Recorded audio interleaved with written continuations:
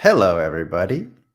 It's Saturday. It's October 15th. The NFL is not currently on. We're doing this a little differently today so we don't fight against your NFL programming.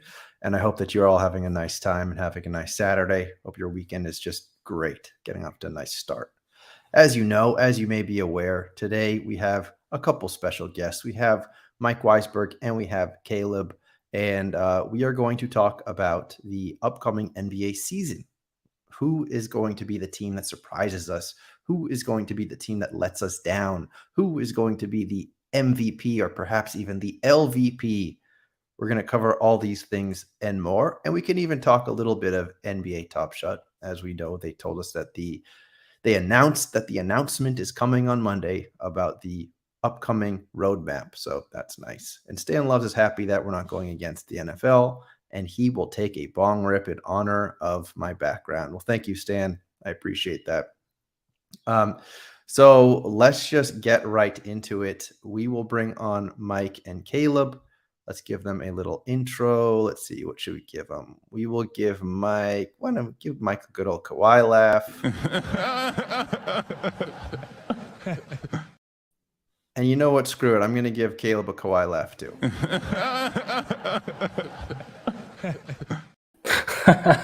Good start. You can never have enough Kawhi laugh. So how are you two doing? Thank you for joining me today. I'm good, man. Ready to jump into the NBA season. We got a lot of stuff going on the break. Got a lot of stuff going on with boards to buckets. I know, Caleb, you got a lot of stuff going on as the season's popping off. Yeah, man, I'm ready to go. Cool. Yeah. Caleb, how are you? Crazy busy. As some of you guys know, I do a lot of draft analysis stuff. So just getting ready for the overseas basketball season. Everybody watching Wemby get started. So got so much to write about for that sort of stuff. So been wild to start the season, and it's just going to get crazier as we go. So you're focusing a lot on next year's draft class. Is that what you're saying? Yeah. So previously, a few years back, I used to do NBA draft analysis for the Underdog podcast for 5.5 years. Okay. So just kind of pivoting back into doing some of that stuff while I do the Top Shot and the All Day and all that jazz. And this draft class that's coming up, not to spoil what we're going to chat about, it's probably the best draft class of the decade. Like, it's going to be insane, at least at the top. Dumb question, Caleb, because I know everyone's going to talk about Wembanyama and Scoot. Mm-hmm. I know we're going to talk about the season broadly, but what's your take on the Thompson twins? Because I know they're kind of the next up. They're so great. It's going to be really intriguing to see them to play this year because they're playing for Overtime Elite, obviously. Yep. Okay. So because we haven't seen a draft pick come from Overtime Elite, we've only seen undrafted players come. I personally like them both. I believe right now, I haven't put out my first big board of the year, but they're somewhere between the 4 to 6 range, the two of them right now. But I'm a sucker for some Cam Whitmore, so I think I have him at 3 right now still. So we'll see, but they're both elite athletic talents. They're both great passers. They both have the size and the strength and all that jazz that you want out of wings and guards. So they're both going to be great NBA players eventually. So I don't know much about the upcoming draft class other than Wembanyama and Scoot, but we will definitely keep our eyes on your content, Caleb, because it sounds like you are locked in there. So anyway, I thought real quick we could just get some Top Shot out of the way before we get into our NBA predictions and such, which is going to be some fun. So real quick, roadmap. Is there anything that's happening that you are expecting on this roadmap or that you are fearing from this roadmap? I just want to get some quick reaction. Mike, go ahead. You can start. So it's funny. This is going to be such a weird season because no one really knows what's going to happen with Top Shot. Before season 3, I think there was I think we should look at it from 30,000 feet. Because before season 3, I think there were a lot of expectations put on what season 3 was going to be. And they came out with the roadmap with a massive number for comments. And Tristan Ratnick was still the GM of Top Shot at the time. I know he was named that a lot of people didn't know, but he was still the GM. And they made some, frankly, bad choices for the economy. Which they really wanted to lean into trade tickets. Like, I don't know if you recall, but there was that Twitter Spaces right before Series 3 took off. And that was when Alan was in that call and they were telling us things like, yeah, definitely, like, we're starting our trade ticket stuff. Definitely don't trade in any of your S2 stuff because this S3 stuff, we plan on using it almost like a currency of the website. And that was like the idea. And a merch store, like, so that you could exchange trade tickets for merch or for actual in real life experiences. I think Janie came in mid-season was like, this is the wrong direction ultimately. And it's really hurt the product. Yeah. Whether or not that's right, whether or not that's wrong, they very clearly made specific choices there. Going a little 3-man weave. I like it. Yeah. What do we think about that? I don't know. It's fine. You know, first take. Yeah, it is very first take, actually, Caleb. I like that. I got to be in the middle. Go ahead, Mike. Yeah, that's fair. That's fair. But, you know, to your specific question of the roadmap, we don't know. We know that they're going to do lower mint counts. We know that there's going to be a focus on burning. We don't really know what sets are going to be prioritized. We know that we're going to get very minimal airdrops. Like, I think there's real concern broadly about the product, and I don't think that's an unfair take. That's not to say that, you know, we're not going to talk about the product that we love. That's not to say that we won't have lots of analysis on the product. But I do think there's difficulties, I think. And, you know, for lack of a better term, as Janie said in your interview with you, Tandy, you know, that there is an element of kind of, and she didn't say this explicitly, but like unfucking the economy and trying to put things back on the road. That's kind of broadly where I'm thinking about the roadmap. I have no idea what they're going to do on main counts. I have no idea what they're going to do about rares. I trust in the content team, but like, you know, in Brandon and Austin, that they're going to produce awesome moments. But as far as actual numbers and Tandy and Caleb, I'd love to hear your thoughts. I have no idea what they're going to produce for this thing. Yeah, fair. I mean, I think that's how a lot of people are probably feeling right now. And that's like this mutually exclusive situation right now with the greatness of the moments and the problems of releasing moments. And I feel like we're seeing that also across most NFT projects where like rewards are more moments and like, you know, and more packs, more moments, more NFTs. And I think a lot of people are sort of seeing a sobering reality of what that actually means when there's not enough new people that are joining in and putting their hard-earned money behind this stuff. So yeah, I mean, Caleb, I'll let you go quick if you got anything to say here. Yeah, I mean, it looks like the pivot has kind of become, the comparison has become much more real for people to the cardboard collection space lately. personally, coming from cardboard originally, getting to see that as compared to Top Shot and All Day and all these collectible platforms, basically, the transparency is something that has always intrigued me. Part of the issue that we've had a lot of the time with Top Shot and with Dapper products is like a lack of communication, obviously. And so the lack of communication ends up taking some of the value prop away from the product. That being said, with something like the roadmap that we're seeing this week, or we're expecting to see, it's Monday, correct? Yeah. It's gonna be they're gonna release it on Monday. They wanted to give us. They said starting Monday. Yeah, Monday. So yeah, it almost sounds like it's like a gradual rollout. Yeah. They give us a mint count on Monday, and then they give us the sets on a Tuesday. Or the opposite. Yeah, I don't want to wait an extra day, but I think that we're going to see a genuine, because like you said, part of the way through Series 3, Jane obviously came along and, like you said, was trying to unfuck the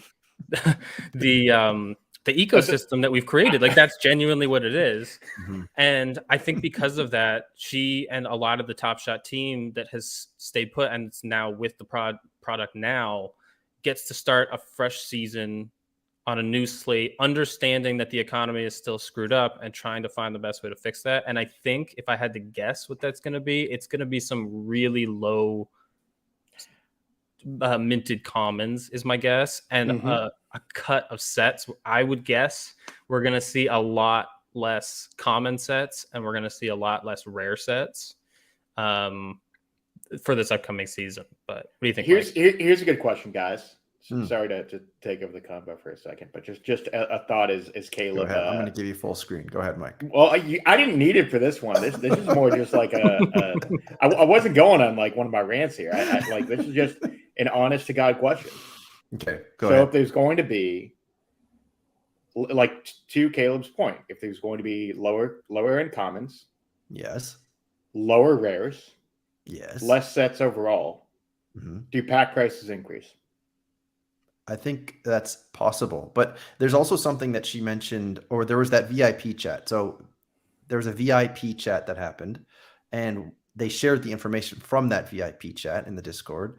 And one of the items, which was weird, that they shared the information. There are parts of that chat that are very, very, like, the Reddit thing is odd. I know we covered that last week, though. I agree, anyway. The one of the items, though, in terms of packs, was they mentioned that there's going to be more packs, more pack frequency with lower circulation counts.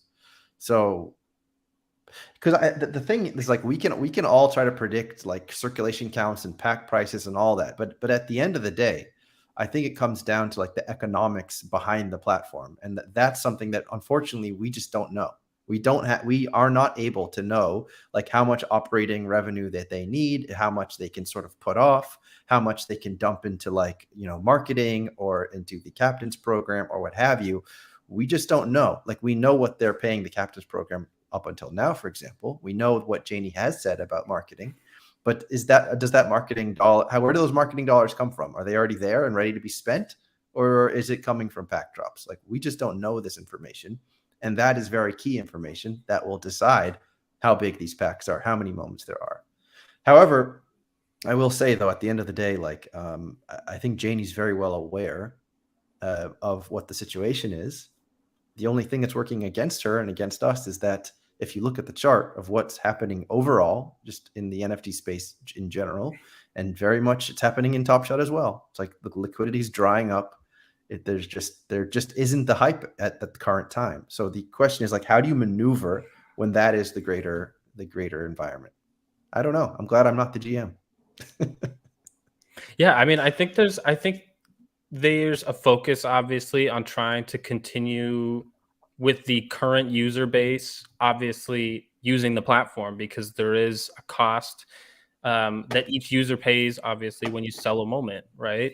And a large aspect of their income stream obviously comes from pack drops, and a lot of it actually comes from the fees that you pay on each sale as well. And so part of the focus clearly has been on retaining customers, is the intent, would be my guess. Obviously, we know that hasn't worked 100% flawlessly, but a lot of it now has to be towards acquisition. And we've seen that with these new marketing pushes that we've seen lately. And I presume we're all expecting it to start towards the beginning of the season and towards Christmas time would be my guess. But Yeah. I guess we'll see what happens when the roadmap drops. Yeah. I mean, we've seen like we saw the Magic Johnson thing, we saw the Mhm. Cade Cunningham thing. And I know of course there's going to be more of that. But I still think that like we're at a weird time now where people who kind of had an idea of NFTs have probably already entered the picture. Mhm. And so like the next group of people that are going to get involved into Top Shot, I mean, I've said this in the past, but it has to be like stupid dumb. It has to be so dumb easy to like get involved. And my theory before, and I'll share it again for those who don't know it, is that you use the money that you're giving these captains, you subsidize the S3 entry. So this also assumes that you're going to be able to buy packages of moments at once, right?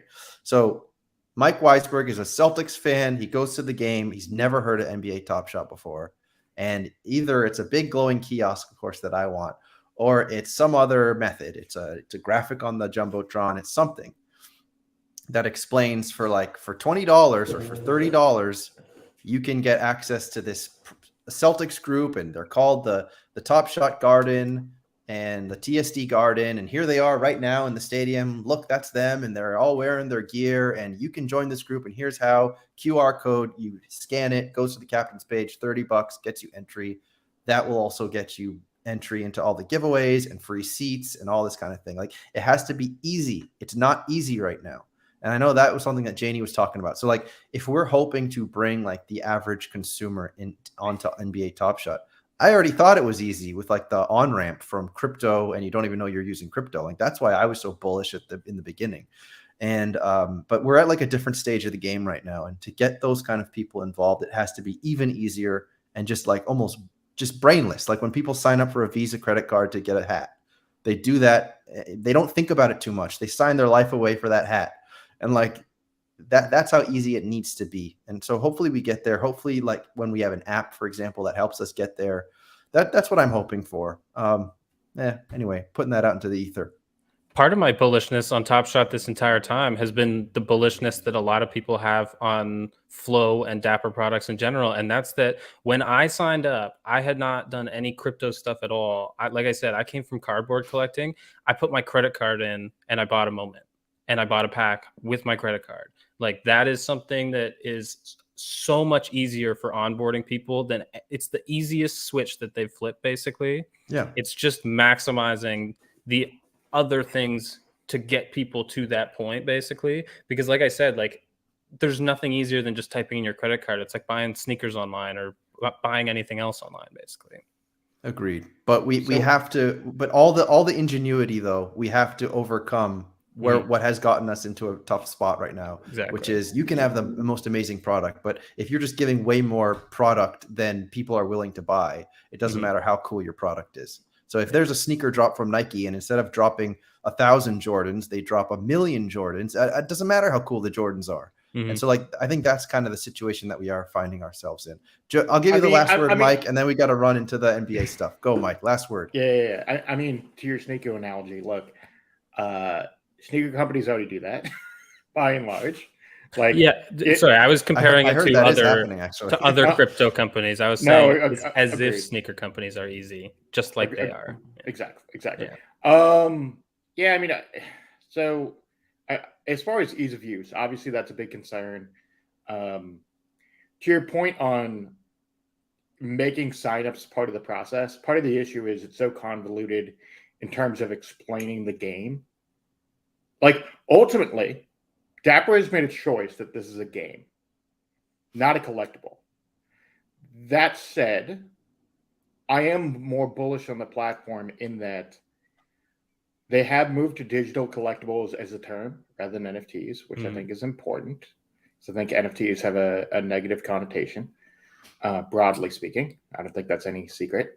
I think the more interesting thing as far as the Flow stuff goes, and I've mentioned this on Twitter, on my own pod, I think I've talked about it here a little bit, Tandy, but like stuff like the Ticketmaster deal are the kind of things that change the projection of where Dapper is going to go. And if that deal goes long term and they end up getting a sizable deal with Ticketmaster / Live Nation, they are going to become a very, very different company. Brands like Top Shot and NFL All Day and La Liga and UFC Strike will simply be a part of their own platform. But if they start getting things like Ticketmaster on Flow, they're fundamentally a finance company rather than an NFT company at that point, because of how many transactions they would be doing through Ticketmaster. So just have an understanding that there's other stuff in the background where we might be super hyped on a product, whether that's Top Shot or All Day or Strike or whatever. But Dapper is definitely moving in a direction of we're trying to be the biggest NFT company in the world, period, point blank. And I think that's something to be aware of. Mm-hmm. Fair. Well, I hope we get to see that. I mean, obviously that would be a huge bullish case. We'd all love that. So anyhow, why don't we just jump into our NBA predictions? We'll end the roadmap just with the idea that we all just want to simp so bad. I want that one so bad. Mike. All right, so let's jump right into it. We all want it so bad. NBA 2022-2023. It's exciting. I was actually surprised. I looked at title odds today. And funny enough, the Celtics are favored to win the NBA Finals. I thought this was kind of surprising. They are favored to win the NBA Finals. I don't know if you've seen this, but even as a massive Celtics homer, that didn't sound quite right to me. I mean, what are you guys thinking about? We can start off with the Celtics. This is a show with two Celtics stands in it. Does this make sense to you, Iceberg, that the Celtics are the favorite? Yeah. So look, the way Vegas works is they work off bands of win totals, right?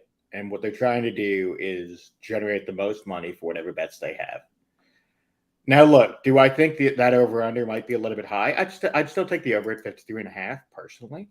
But we're not even talking over-under. We're talking about NBA champions. Right. But that's they have the highest NBA win totals. They have the highest odds of winning the title. All right. Okay, ultimately, Vegas feels pretty strongly about that core. They feel strongly about the addition of Brogdon. Obviously, Gallo getting hurt didn't help. You lose Udoka and Will Hardy. I think people are underplaying the Will Hardy part of this, which is pretty important that he took the job with Utah. Time Joe Lord Mazzulla, off surgery.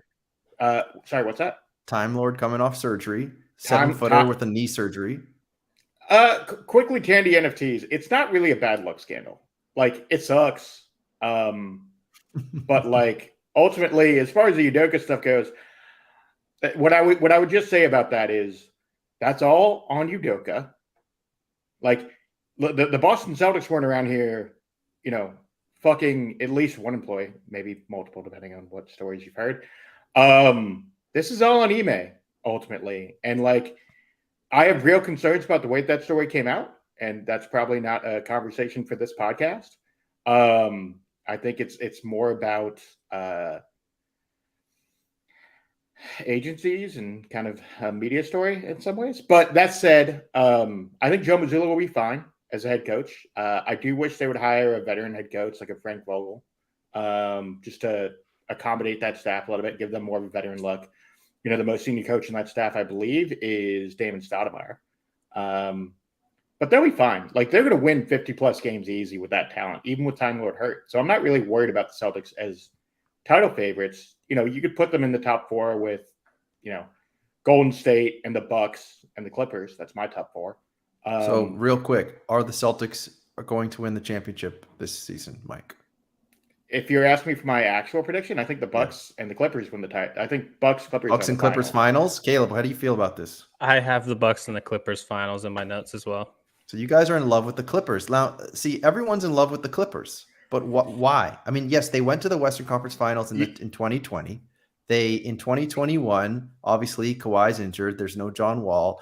They have a nice looking crew together there. But do you not think that people are sort of jumping the gun, crowning the Clippers the NBA champions already? So I crowned them last year too. Prior to obviously all these injuries, I said next year they're going to be champions. I have these small forward rankings, and I have 2 of the top 5 or top 6 small forwards playing together on the same team. And not only that, but they're 10 dudes deep. Like your bench is Robert Covington and Norm Powell and Terrence Mann and Marcus Morris. Like there's all these guys coming off the bench basically. John Wall could come off the bench, like, or Reggie Jackson, like either one of those. I mean, yeah, Reggie Jackson's whatever, but Reggie Jackson coming off the bench as your 7th, 8th, 9th, 10th best guy is a really deep team. I guess the concerns there obviously are the same concerns we have every single year with the Clippers for the last 4 years, and is Kawhi healthy and will Paul George play 65 games this year? Well, you saw that photo of Kawhi's legs looking like turkey ham. What a Christmas hams! They're like massive. Mm-hmm. The other concern with them, I think, is do they want to make a move? Yes, they're 10 deep, but if a team like Charlotte decides to tank, which I'll throw one of my big takes out. I think Charlotte is going to be a bottom 4 team in the league. I think you're right. What I have too. They're not spicy enough. I know, right? LaMelo being hurt doesn't help. But if you look at their roster and you look at the specifics of their cap, there's a bunch of guys that are either going to be unrestricted or restricted free agents at the end of the year.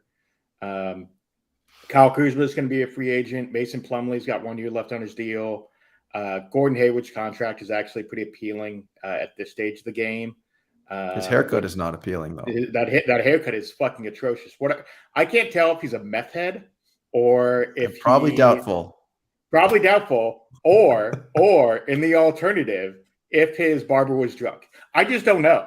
Like I have lots of questions about that haircut. It was very disturbing. Oh, yeah. I think his wife did it. I mean, ask a lot of Celtics fans about how they feel about Gordon Hayward's wife. That's an NBA Twitter thing all over again. Like, oh, I mean, and Anna Horford not very happy with Al Horford's wife, but that way, or with Gordon Hayward's wife. Gordon Hayward. But that said, look, I think the Hornets going to be objectively bad, and a potential real case for Victor Wembanyama landing spot if they win the lottery. They're going to be bad. Mm-hmm. Yeah, I agree. I think it's the Hornets, it's the Spurs, it's the Rockets. And who am I forgetting? Who's number 4? Thunder or Pacers or Jazz? Yeah. Those teams all set I mean, too. I actually, my worry with the Pacers is I think they're going to be too good. Turner's on an expiring though, so they got to dump him now, if ever. Him and Hield could go in that Westbrook deal if you decide to go that route. There are avenues for that team to be worse. The Jazz are going to be really bad. Are you in some B2B merch over there, Weisberg? It's a crispy blue. It is not Team Hold. This is no Boards to Buckets. He said Boards to Buckets. Yes. Sorry. Although I am going to be buying some Team Hold merch. Shut up, Mike. And I'll throw that little merch in the chat because we just rolled that out this week. Haven't made an official announcement, I guess. But we have a new revamped merch store. But that said, we are. We have a lot of announcements this week that we're going to be rolling out. Sorry to derail the NBA talk. Yeah, I appreciate that, Mike.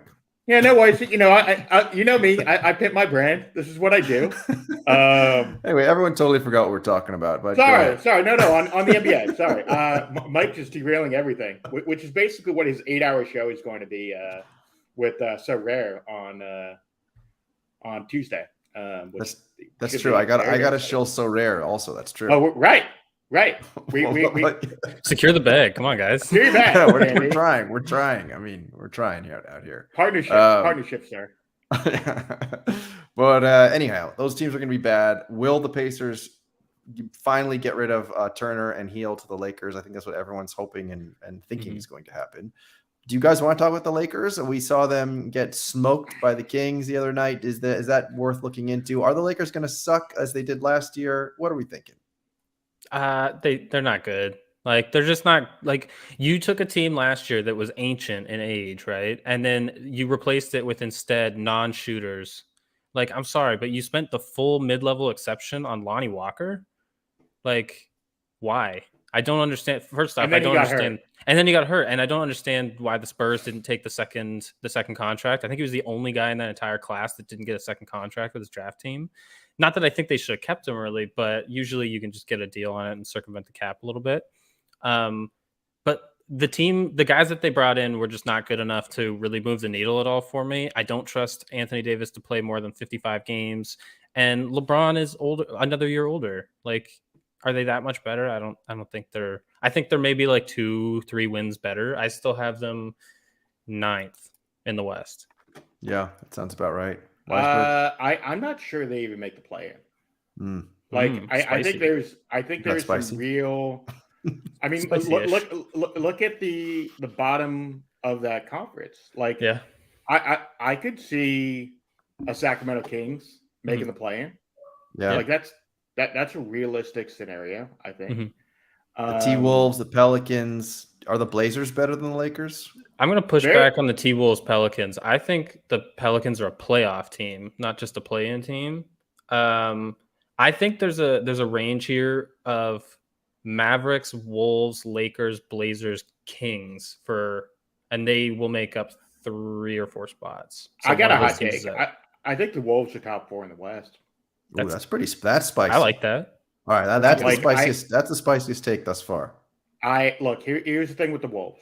Let me give you a spicy take first. Spicy. Muy caliente. Yeah, caliente. Look, I think there's a case to be made there if Anthony Edwards takes a leap. Like, he's already a very, very good defender. He's a guy who could very easily be Defensive Player of the Year, all NBA defense, first or second team. There's a real case with him. You add Rudy Gobert in the back. Look, I have concerns about Cat playing the 4. There's some clips floating around from last night about him defensively on NBA Twitter, which aren't great. I still think they need to move D'Angelo Russell. I think to make that team a little more solid defensively. I'm fine losing him offensively, given what they currently have. Love the Kyle Anderson signing. Like, such a sneaky signing, does a lot for them when D'Angelo is not on the floor. He plays at his own pace, gives them size and length defensively. They're just a really good team, man. Like, they're gonna win a bunch of games because the West is gonna be so fucking bad on the bottom. And yes, the top of the West is pretty top heavy, but I think that there's gonna be some. Look, here's my question to you guys: do you guys think the Suns are top 4? Suns are top 4 in the West in the regular season. In the regular season, are they top 4 team? Yeah, I don't think so. Actually, I don't think so. I think you got the Grizzlies, you got the Nuggets, you got the Warriors, you got the Clippers, and you could make a case like the Grizzlies are one of those teams that's very hard to predict. They potentially could be up there as well. The question for the Grizz is Jaren Jackson Jr. healthy? As my camera goes out of view, they're 500 when he doesn't play. Like, just barely over 500. And not only that, but Brandon Clark is is juice off the bench, but they can't play him with Steven Adams. His on-off numbers with Steven Adams are horrible. They only play them with Jaren losing Jackson. D'Anthony Melton. Yeah, that wasn't a good move. I mean, they had to, but we can talk about the East, but losing D'Anthony Melton, I think, is one of those guys who isn't going to be jump off the numbers, jump off the page kind of numbers, but just a solid role player who can score points, defends really well, can defend multiple positions. I love what he does, and I think he's a great ad for Philly. But as far as Memphis goes, if Ja's healthy and Jaren Jackson comes back sooner than expected, they could push for top 4 for sure. Yeah, and Ja obviously is going to be even better than he was last year. I mean, you don't think so? He's young. He is young, but I think last year was the year that he made the leap. So it's actually interesting with Memphis too, because Memphis they lost obviously Melton and Kyle Anderson, which means that they now have 3 total players who averaged 10 points a game last year. One of them being Zaire Williams, and the other 2 being Ja and Desmond Bane. And there's no Jaren Jackson to start the year. I actually have a hot take about the Grizzlies. I have Morant leading the league in scoring at the end of the year, just because I can't see a scenario where there's Like, who else is going to score on the team between him and Bane? Like, Zaire Williams, I guess. Yeah, Kenny Lofton Jr. is going to be in street clothes, so it won't be him. Santi Aldama, I guess. Like, these guys, Tyus Jones. Is Bane going to be? Would Bane be a great case for most improved, given the minutes and the scoring numbers he's going to put up? Mm-hmm. I know Vegas has Bane. I think second or third in most improved, which is an actual thing that people can bet on in Vegas, which is wild. I think he's going to take the kind of leap. The question for an award like Kenny Lofton Jr. Can't forget about him. Street clothes, That's right. Yeah, all day Memphis. Yeah. Anyhow, I feel like the Suns, yes, they had the best record in the league. Although it just feels like the vibes are so off. Also Chris Paul is 1 year older. The vibes just seem horrid at the moment. I don't know. Maybe we're all buying in too much to the vibes, and maybe they'll just surprise us and go on a big run again, regular season run. I don't know. I have them second in the West. I guess that's my top of the division hot take. I have them second, and I have the Grizzlies fifth, the Pelicans sixth. Yeah, maybe that is a little wild, but what's the ceiling on the Pelicans, boys? Really high. You're the most efficient offensive player in the last 10 years. Coming back from injury, you have Brandon Ingram, who's a mismatch nightmare, and he's gotten so much better defensively. And then you also have, CJ McCollum. You have Herb Jones locking guys up 1 through 4. They're a deep team. You got Larry Nance. People sleep on how good Larry Nance is as a switchable defender. He's been fantastic. He's been great. It's a good team. And the other thing you should consider with the Suns, here's what's crazy. You still have Bridges, who got a ton of votes for NBA Defensive Player of the Year. He's going to take a leap.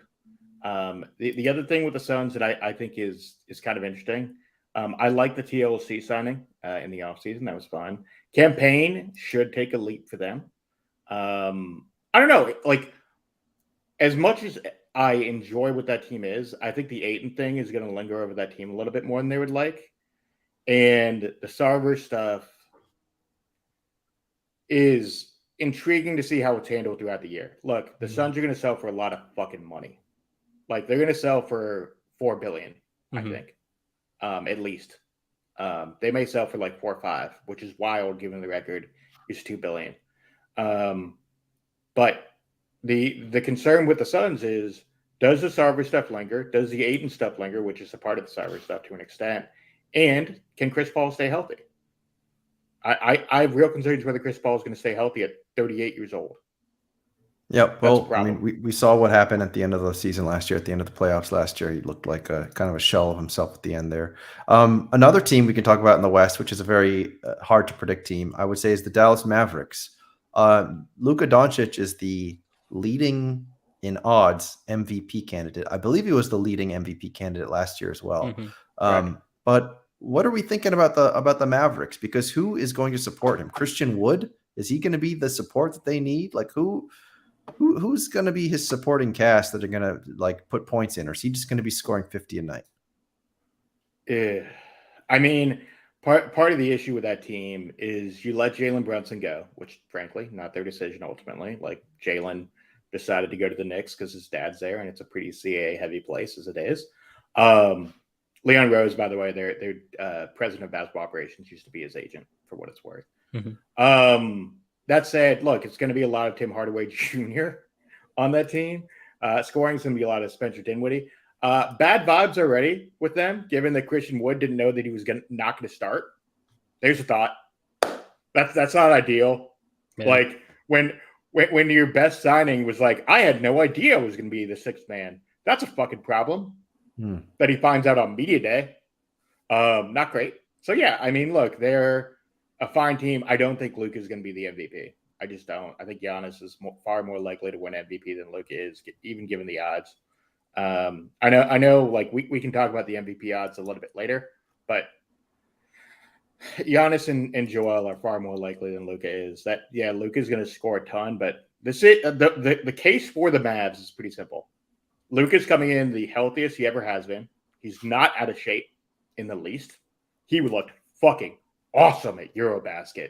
Like, as good, I think, as we've seen him in his pro career, was what he was in Eurobasket. He had some amazing shots at Eurobasket. That said, that roster is, 7 to 10 dog shit. So, we'll see how healthy they can stay, one. And two, there are real concerns about them defensively the same way they were last year. So that's my take on them. They're like a 6 to 8 seed.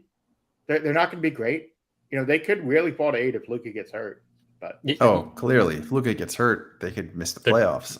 They could be a bottom 6 team if Luka's hurt. Yeah. Do you guys have them in the play-in then? I have them in the play-in at the top there. I could see 7, 8, 6 if everything goes well. Okay. Yeah. So part of the thing that stuck out about what you just said was defensively. And just that word should be painted on their wall, basically, because there's nobody there that plays defense. Like, their big signing was Christian Wood, who is an elite, horrible defender. Like, he's at the peak of the worst big defenders in the league. Like, he doesn't play any defense. And then their other great pickup of this year was taking a originally potential lottery pick in Jaden Hardy, who, in case you guys are wondering, also doesn't play any defense. So I have really big concerns about this team defensively, because the only guy that plays defense on their team is Dorian Finney-Smith, and he's a great defender and he's awesome and super switchable, but he's one guy. I don't know. The switching 1 through 5 thing means that there's 4 other people on the floor, and he can't guard all 5 of them. So one quick thing to note, just when you look at the roster construction, they are primed to make a deal, given what they did with the Porzingis deal. You could do some combination of Tim Hardaway Jr., Davis Bertans, and Dorian Finney-Smith, or Dwight Powell, who's an expiring. Any one of those guys, along with picks, to acquire someone mid-season if they feel like they need to make a leap offensively. So we'll see. Like, I think that's the way they are in terms of their roster. The question for them is they've gone through a huge management overhaul over the last couple of years. Ownership is steady with Cuban, but this is probably not their year. I think they're far more planning for next year to be their year, but we'll see. Draymond could be interesting with them, just as an aside. I can see LeBron with the hot take. Wow, LeBron. I don't know about LeBron, but Draymond I can see. Anyhow, in terms of MVP, Luka is at the top with a plus 425. Giannis is next, and then slightly behind him is Embiid. I actually don't think Embiid, if Harden stays healthy, I don't think Embiid's going to win the MVP. I just think that Harden wants to score a lot of points, and for that reason, I don't think Embiid will. No, I don't believe it. I hard disagree with you, Andy. Well, you think Harden's not going to want to fill up the stat sheet? I mean, when in the last 2 years has that really been the case with him? And Tyrese Maxey is going to take a leap, man.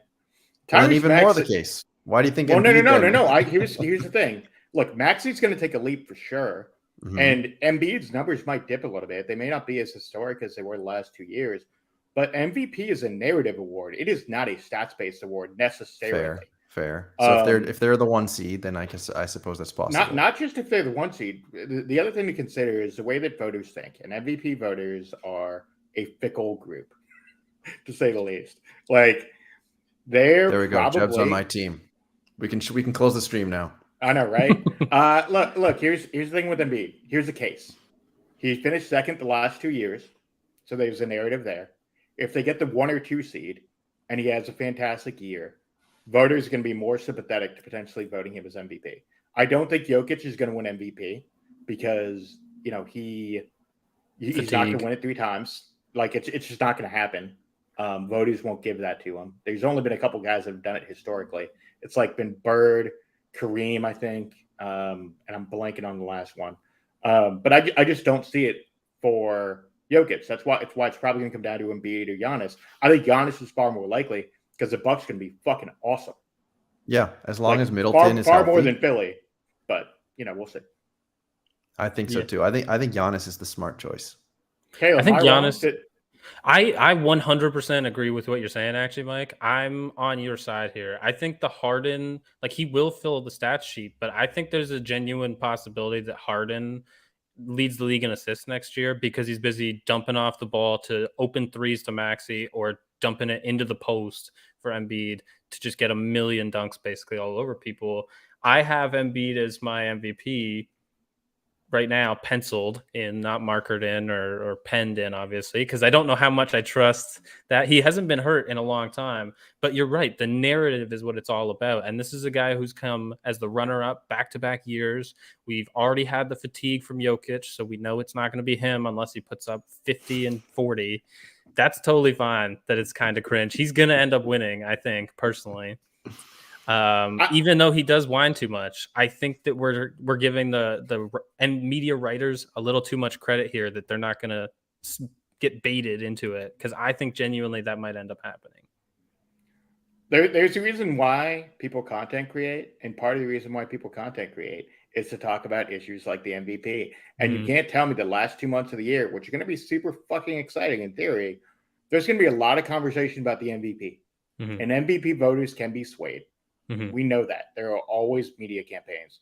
And if there's one thing Philly does really well as an organization, they do media campaigns really fucking well. And I could definitely see them swaying some voters to get Embiid. Although, like I said, I think Giannis is going to win. Like, I don't think it's going to be close. Like, the year that I think he is primed to have, he looked great in Eurobasket too. Like, I know that they finished, I think, 3rd or 4th in Eurobasket. But he looked like he was on one. And if there's one thing that scared me about the playoffs as a Celtics fan, he fucking every fucking night, it was an issue. Like when you were watching him drop like 60, I mean, it was like it wasn't 60. He dropped like 45 in a closeout game, basically. Yeah, and the refs just let him just bowl into people, just elbow people in the nuts, and that's Draymond, not Giannis, but he's just bowling into people, and he's unstoppable. So speaking of Draymond, how do you guys feel about the Warriors? I think they're kind of being slept on a bit, honestly. Yeah. I think all this talk about the Nuggets and the Clippers, and people are like, they forget that the Warriors, I mean, they made the Celtics at times look pretty overmatched. I mean, part of that I think was because the Celtics were kind of gassed. They faced some really hard matchups, and the Warriors kind of breezed their way into the finals. But I mean, they have arguably one of the best players in the league in Steph Curry. They have an improved Jordan Poole. They have Draymond, who can just knock out anyone at a moment's notice, and their young guys are looking great too. So I think it's a mistake for people to sort of write off the Warriors. Do they win 70 games? 70, did you say? No. You think they're going to win 70 games? I'm not saying they are. I think there's a case for it. Oh, my God. I think there's too many 30-year-olds for them. Like, they're just going to sit guys enough games to cover those 12 games, right? Like, I think they have a chance to win 60. So the case for it, I'm not saying this is what I think. I'm saying I've heard this a little bit, and I think it's an interesting conversation. The bottom of the West and East are both going to be terrible. There are going to be nights they're going to give the vets the night off. And if you are confident in Moody, Kuminga, Wiseman to be above average starters in the league, I could see it, particularly on back-to-backs against shitty teams. Like you only have to win. Like if you do the math, like let's say they play 30 teams that are below 5. I mean, sure, Jeb. Yes. Ryan makes a good point, though. They were kind of lollygagging in like the regular season. It's the same reason I have questioned the Giannis MVP case. I just think those teams have bigger aspirations than regular season MVPs or first seeds. I just do. And that's actually a question I want to ask you guys, because I'm not 100% sure about this, but the Sixers also kind of flamed out and have been flaming out in the playoffs, right? And Giannis, I mean, Embiid has been busting his ass trying to get the MVP and hasn't been getting it. Is there a case to be made that perhaps he also rests more to give them a better chance in the playoffs, and therefore he does not win the MVP and Caleb has to eraser out his pencil? I actually kind of go the opposite way. It seems like teams that have actually won stuff tend to sit their guys later on and allow them to be prepped for the playoffs and things like that. And we haven't seen the Sixers win anything really, outside of regular season games. So I actually have them penciled in as second on my East right now, regular season rankings, and I do have them going against the Bucks in the playoffs. I don't know. I think we saw last year what they're willing to allow Joel Embiid to do to get individual awards. They played him 42 minutes a night down the stretch when he had no business playing, just so he could try to win the scoring title. Like, right. And don't you think there's a chance he might do less of that this season because of how he didn't win the MVP? When has Doc Rivers ever showed a penchant to do that? Y'all know Doc pretty well. Yeah, I guess not. Look, he just plays. I've heard Bill Simmons make this case quite a bit on Doc, but like Doc has had more talented rosters than virtually anyone else over the last 20 years, and across the board, outside of the 2008 title, name me one fucking time that he's been great. Doc, maybe as a head coach. Maybe when he won the NBA championship. Outside of 08. Name me a great Doc season. Maybe when he made the finals. Did he make the finals like a couple years later? Well, so the 2010 season maybe, but outside of that, like he had those amazing Clippers teams that flamed out consistently in the second round. Yeah. Then he goes to Philly, and those Philly teams have consistently gone out in the second round. Like at a certain point, when you're blessed with super talented rosters, some of that comes back to the coach. And like the Ben Simmons stuff, a lot of that, frankly, is on Doc. Yeah. Doc's a Twitter legend now. He's not even a coaching legend anymore. It's true. Well, to come in and be the middle ground here, I think.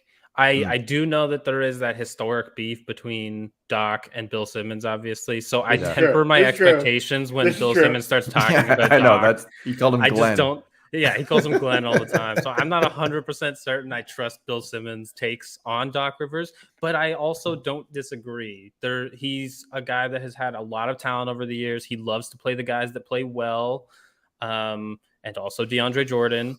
And I don't trust him as an elite coach. Like I think realistically, he ends up fitting into that 10 to 15 best range. Would you rather have him or Ty Lue? Oh, 100% Ty Lue. It's not even a question. Ty Lue is like a top 5 coach for me, probably.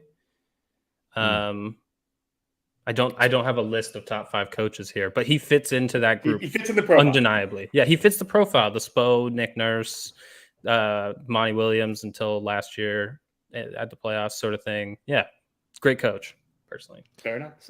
So, all right. So it's possible. I mean, Caleb's feeling pretty good about the Sixers going to the finals versus the Bucks. Mike, how do you feel? What's your finals on the West, Caleb? I have the conference finals in the West being Warriors, Clippers in 7. Okay. Mike, have you thought about this at all yet? Celtics, Bucks. In the East? In the East. I just feel like that team's going to put it together. Yes, they're not going to be as good in the regular season. Time Lord being out 2.5 months is a big fucking deal. But I think they're a veteran team. They might be young, but they're a veteran team in terms of playoff experience. They know what they're doing. I think Joe Mazzulla is going to be interesting as a head coach. My guess is he's probably going to give Tatum and Brown a little bit more rest, which is going to mean they're probably not going to win as many games, frankly. The back end of that roster is not particularly great. I love me some Sam Hauser, frankly. I think he's going to be a great piece for them off the bench. But that said, without Gallinari, Brogdon's going to be awesome, like truly great for them as a pickup. He's looked great in the preseason. But that said, I just think they're going to end up outlasting the Sixers in the 7-game series. I think it'll be a 2-3 series, and even though Philly will be at home, my homerism is going to step in here. I just think they're a better team. But as far as the West goes, just to be clear, Warriors, Clippers, I don't think those are the top 2 teams with a star, basically, at this point. Both those teams could easily win 60 games. Hello, Poker Pro Eric. Nice to see you. I see you, PP. Love you, buddy, but fuck off. So anyway, yeah, Kings 12th in the West, right? That's what I heard. Yes. Actually, the Kings are a great question. Do we think the Kings make the play-in or make the playoffs. I think they very well could. I have them 11th. I mean, You have I them think 11th? that they could be like. I think someone here, Caleb. Did you say you had them as a better final record than the Lakers? Or did I make that I up? have Lakers, Blazers, and Kings almost identical records at 9, 10, and 11. Okay. So we'll see. Poker Pro Eric says Kings in 6th. Look, I think they're somewhere between 7 to 10. I think their talent is pretty good. I think Mike Brown's actually going to elevate them a little bit. I think Mike Brown's kind of in that 10 to 15 range as a coach. And I know there's a whole lot of instability with the GM situation over there, as they have had historically. Ownership is a shit show, even though, I met Vivek briefly at that Kings Warriors thing earlier this summer. But like, I think that roster is actually deeper than people expect, and they're going to win a ton of games. The question for them is whether De'Aaron Fox can take a leap, whether he's worth the contract that he really signed. Because right now he's playing for that third contract, and I don't know if he is going to be the guy. I think Sabonis is going to be fantastic. Keegan Murray is going to be awesome, and he potentially could be Rookie of the Year if Banchero wasn't here. To quote Victor Wembanyama, he would be the best if I wasn't born. Which by the way, one of the greatest troll comments of all time. Right. So do you think people are overlooking teams like the Hawks, like the Heat, like the Raptors? Well, the Raptors I think can be very fun. Like the Raptors ceiling is top 4. The Hawks I'm less high on. I have the Raptors 5th and the Hawks 8th in the East.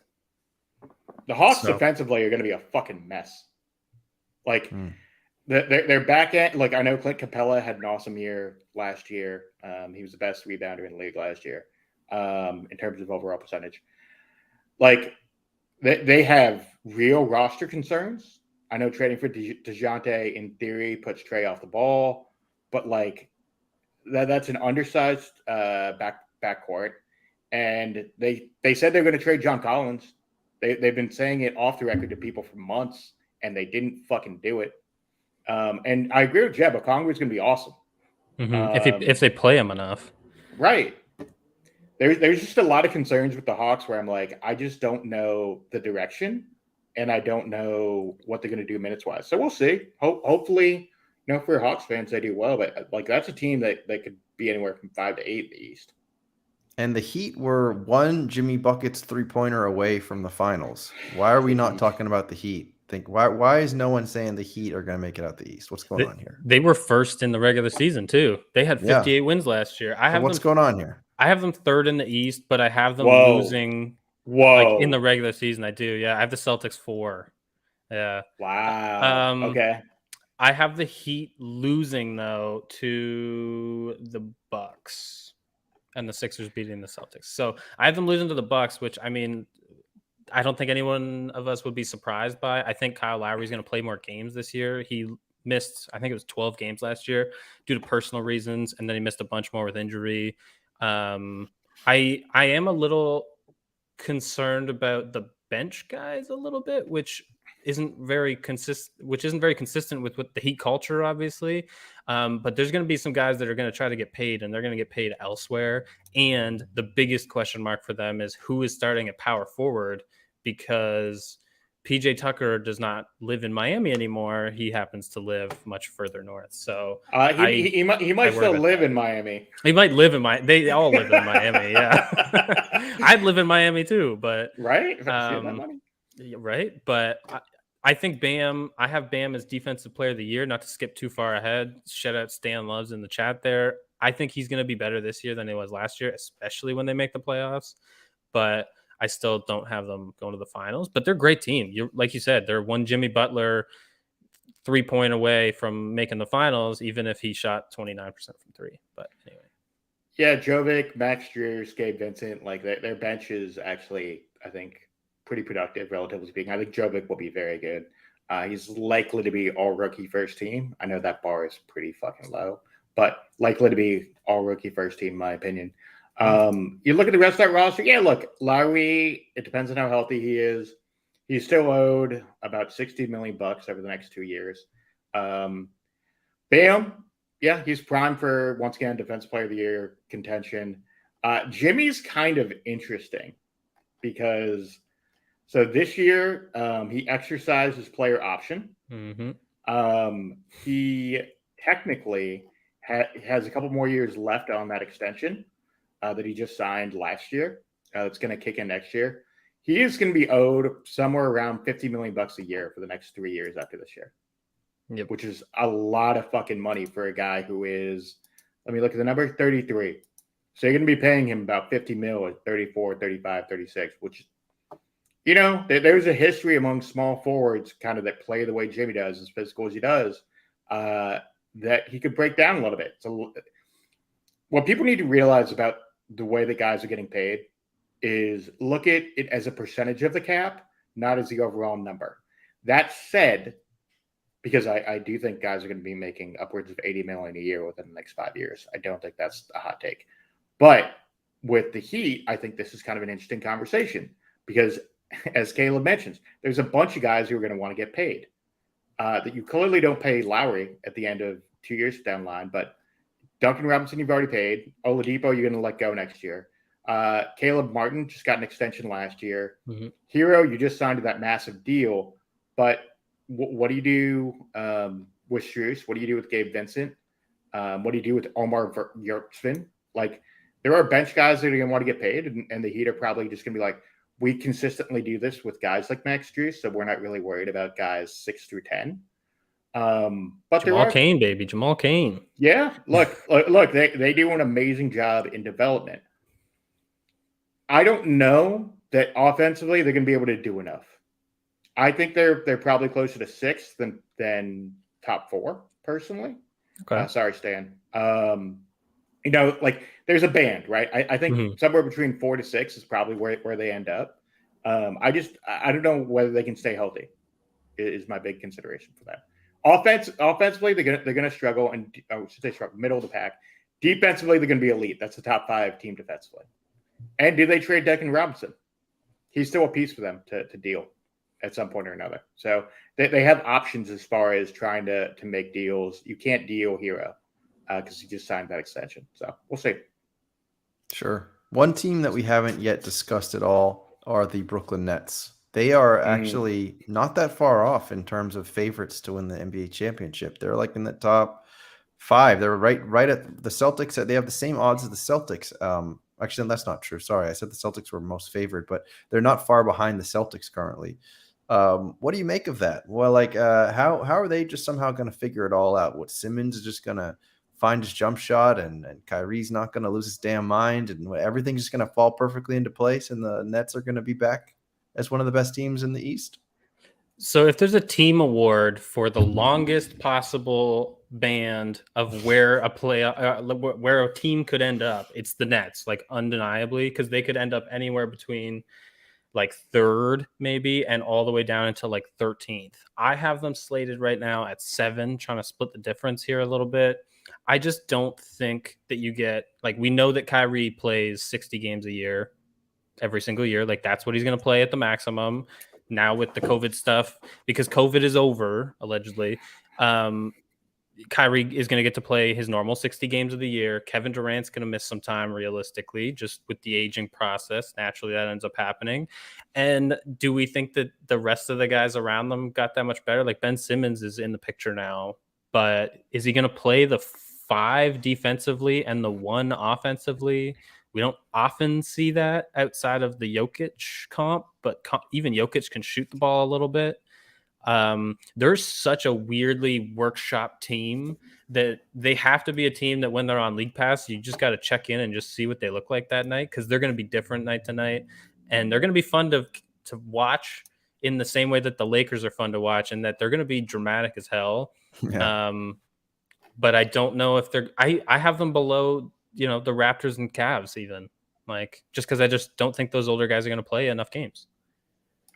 I think I think Caleb's on the money in terms of putting them 7. Just because we don't really know what they are. Ben's been bad in the preseason. Like, the numbers have not, I shouldn't say bad. They just haven't wowed you.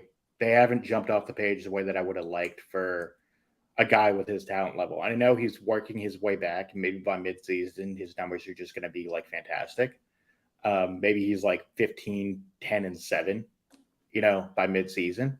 But there are real questions about them defensively. I think the Kyrie stuff, we'll see. His contract year in Boston didn't go well either, So, and I didn't love him chirping, being like, yeah, I gave up $100 million. Yeah, there's a lot of mental issues, the questionable mental issues that like we're supposed to pat you on the back. You Right. gave up $100 million. The same way, by the way, I would note with the Harden stuff too. Harden being like, well, I gave up like $30 million. He got it in Fanatics money. What are we talking about? Yeah, I mean, come on now. just wait till he gets that Fanatics job. But and by the way, I love their ownership just decided, we're just gonna take a step back and really just go towards Fanatics. Yeah, like that team's a shit show in a lot of ways. They're gonna be fun to watch. I don't know what to think of them night to night. KD's gonna be awesome. Kyrie's gonna do some wild shit sometimes, and you're just gonna be like, oh, Kyrie dropped 50 tonight, and then he's gonna drop 12 the next night. We don't know. We just don't know what that Nets team is. If you want to put a case for the Nets, the case for the Nets is going to be something to the effect of, look, Joe Harris is healthy, KD plays 60-plus games, Kyrie's awesome, and Ben Simmons, goes back to being an all first-team defensive player. Do I think that's pie in the sky, rose-colored shades kind of shit? Yeah, because that's a lot of ifs. That's a lot of, like, guys getting healthy, guys playing to the top level of what their ceiling is. I don't really see it. I didn't love their offseason stuff too. I think letting Bruce Brown go sucks. I know people in Top Shot fucking hate the name Bruce Brown, but love that guy though. He's a super productive player and will be awesome with the Nuggets. The Nuggets could be a top 4 team as well in the West. But Royce O'Neal's fine as an offseason addition. I didn't love trading a first for him, but whatever. Nick Claxton's gonna be good. Seth Curry, by the way, he's going to be a free agent after this year. The Patty Mills deal still doesn't make sense to me, although at mid-level money, it's fine. Cam Thomas is okay, but outside of that, there's just not a lot there. There's too many question marks. There just is. If you go, every single guy on the roster has a question mark. I pulled up the roster here. Nick Claxton, is he ever going to hit a free throw again? Kevin Durant, he could get injured. He's 34 years old. He's had a history of injuries, obviously. Joe Harris, is he going to come back as Joe Harris? Kyrie Irving, is he just going to leave randomly at some point? Royce O'Neal was bad defensively last year, and he was horrific offensively. If he can bounce back, then sure, he'd be good.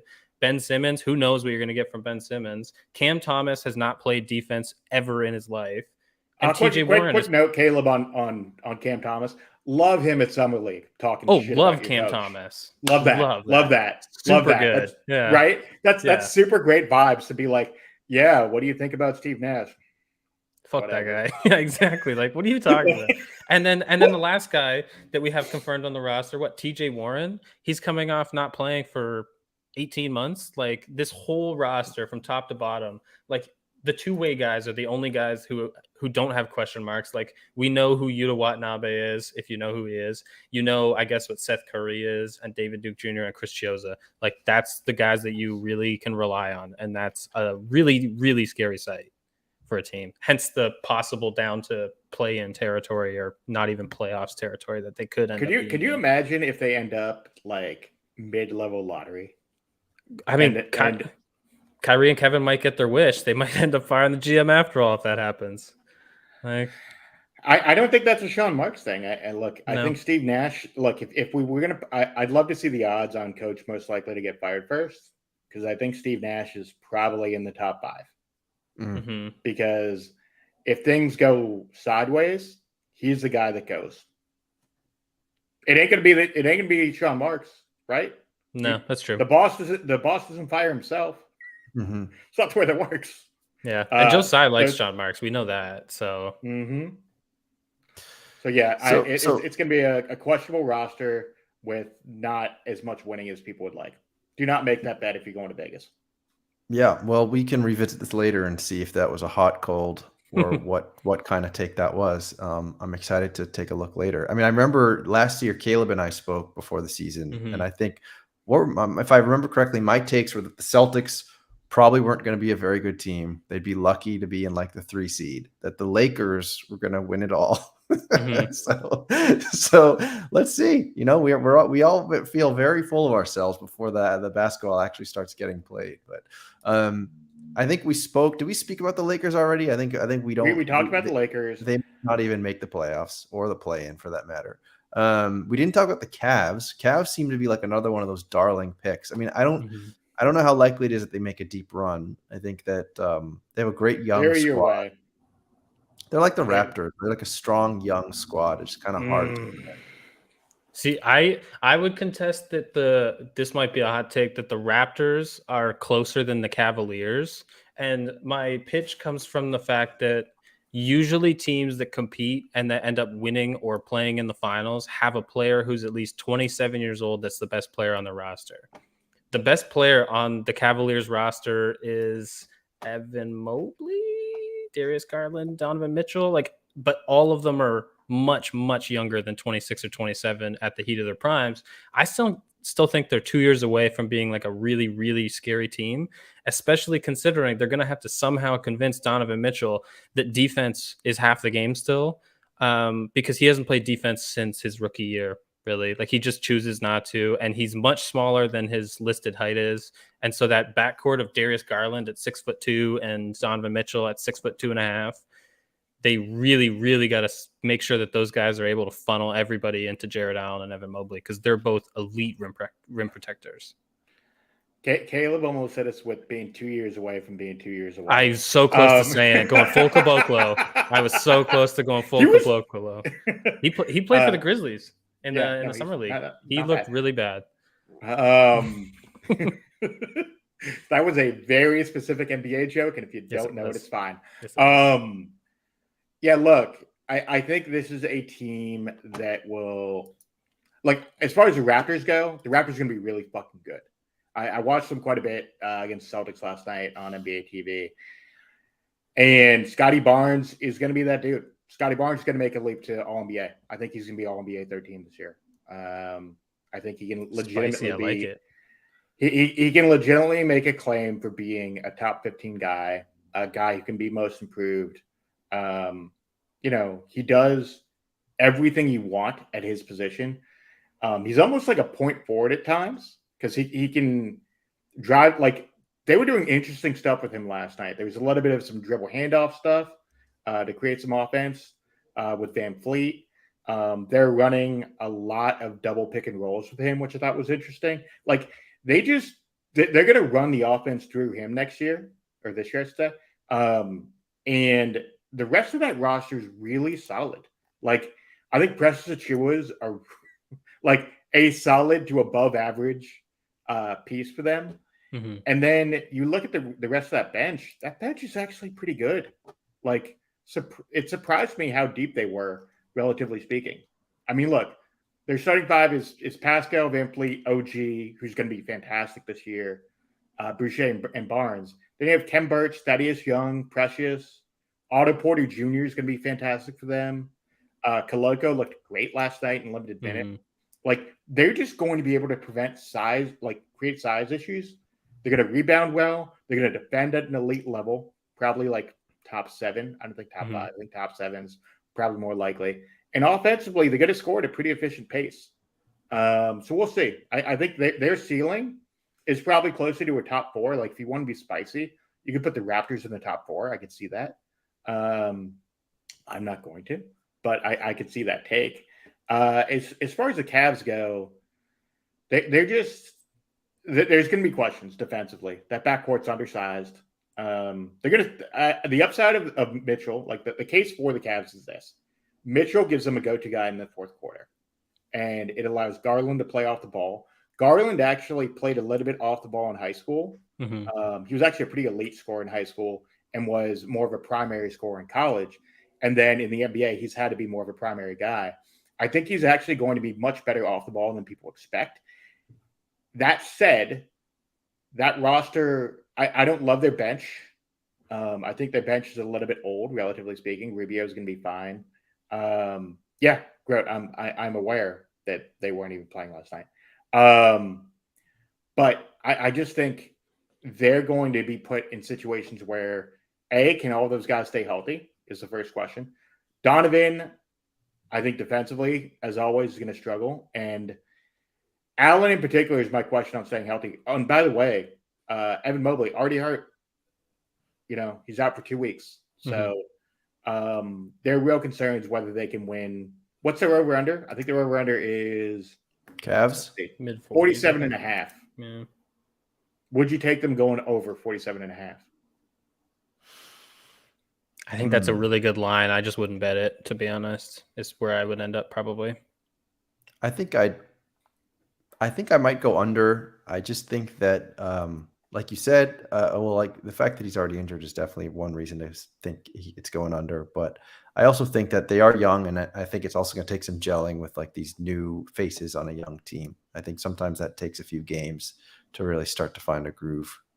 I do think their coaching staff is actually very good.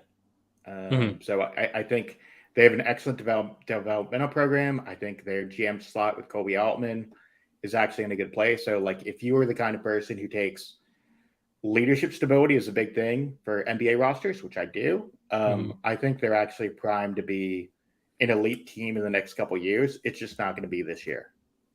Here's a question for you. Did the Knicks make the play-in? Yeah, barely. Yeah. But like the play-in at what? I think I have them at like 10. Like then they make the play-in and get just completely destroyed.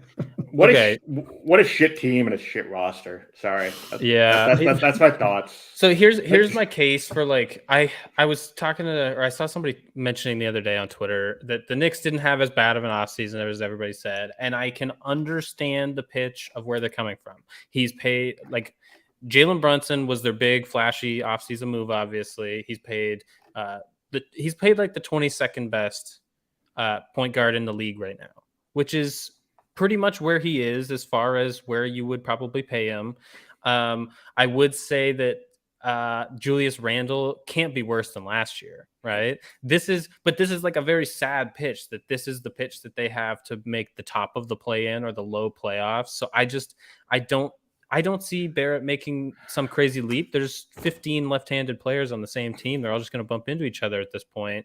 I have genuine concerns if I was Tom Thibodeau that I don't make it to the end of the year. I think he's on that kind of hot seat, and I know that he's friends with Leon Rose, and obviously that whole ownership group really likes Tibbs. But if he ends up not playing Quentin Grimes over Evan Fournier for the majority of the games this year, I think that team is going to be a horrible team to watch, and they're not going to be very good.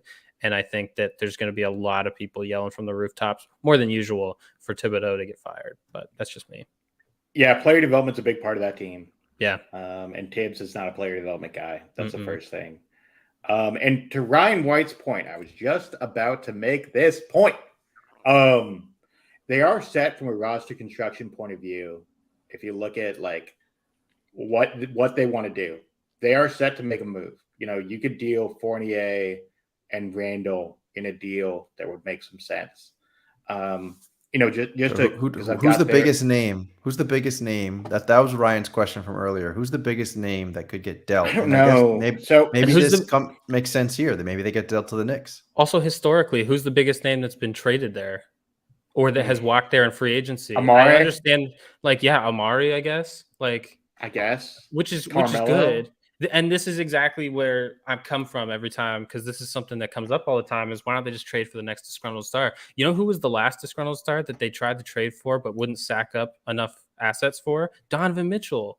That was like 20 minutes ago, and they wouldn't do it then, basically. So if they're gonna actually do it, it's time to actually do it. Fun fact: do you know who was heading up their trade negotiations on that deal? Yeah, it was Gerson Rosas from the Timberwolves, which is crazy because advisors aren't supposed to be the people that are doing trade deals, but that is how the Knicks work, especially guys who were fired from their jobs less than Why a year was he ago. And why was he fired? Yeah, right. Exactly. This is my point. So I don't trust the Knicks to go anywhere. And although Mitchell doesn't change anything, if he joined the Knicks, if the Knicks actually wanted to compete, then they would trade for the guy who's the best Ainge that was they can taking get. everyone to the right? cleaners this offseason. If there's one thing Danny does better than anyone, it's taking you to the cleaners. Everyone knows that Danny Ainge loves to win a deal. That's what he does. If Danny Ainge is calling you, hang up the fucking phone because he's trying to fleece you. As far as the Knicks, so look, they are set with. So here are the specifics on the Fournier contract. So he's owed $36 million for the next 2 years. The last year is non-guaranteed; it's a club option at $19 million. So you can deal him. Mitchell Robinson just signed a deal recently. You know, he's owed basically somewhere around like $80 million. But outside of him, you could deal Randall. Randall does have a player option on that last year at about $30 million. But he's owed basically somewhere around $75 to $80 million as well. So you could construct a deal with Fournier and Randall that would make some sense. You could throw in Hartenstein. Cam Reddish has been fucking god-awful. Look, they need to play Toppin, quickly, Grimes in order to see if the young guys that they have are going to make sense. Otherwise, what are you doing as the next team? Are you going to sign those guys to second contracts? Otherwise, you're just wasting assets. Like, they need to figure out what they want. And if what they want is dealing midseason to try to get into the lottery, I fully support that. I understand that. But if you're just going to be 6 to 8 and hoping that you're going to get some playoff revenue, the other key with the Knicks, and Caleb, I'm sure you're aware of this, they're looking to sell. Yeah. Like, it's been real clear that ownership, although they've denied it publicly, they're very much looking to sell that team. They're going to spin them off. And given where the market is after the Sarver deal, the Knicks could fetch $5-6 billion. So like, and they would probably keep the rights to the stadium, depending on how it works out. So like, I don't know. I just think their ownership's a mess. Their roster construction's pretty mediocre. And you have a leadership staff that doesn't know what they want. That's not a great recipe for success in the NBA. No. And so just going through the comments here, the mentions of Mitchell not moving the needle for them. The problem is, although it's true that Mitchell doesn't move the needle for them, they instead chose to go for Brunson, who also doesn't move the needle for them, but still keeps them in that 8 to 12 range that makes them not a good enough team to make the playoffs and not a bad enough team to end up with a really good draft pick, which is exactly where the Knicks always are. And that is the issue with the Knicks. It's not that they didn't get Donovan Mitchell or they did get Jalen Brunson. It's that there's never been a direction, and it's futile for us to expect them to have a direction because, I mean, when was the last time the Knicks had a direction, right? It was, Ewing probably would be the last time I can think of it. I guess the Melo aspect, but they never went all in for that either. I would argue the last year that Melo went to the playoffs, they had a direction, and that was about a decade ago, so 2010. You know, that was actually a fun. That was a really fun playoffs between the Celtics and Knicks. Yeah.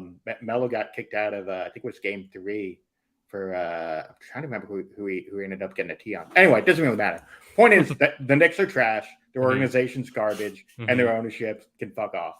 End of story. Is that good? Is that a good take? We love Ryan. But we love Ryan, even though Ryan, we love you, yes. but no.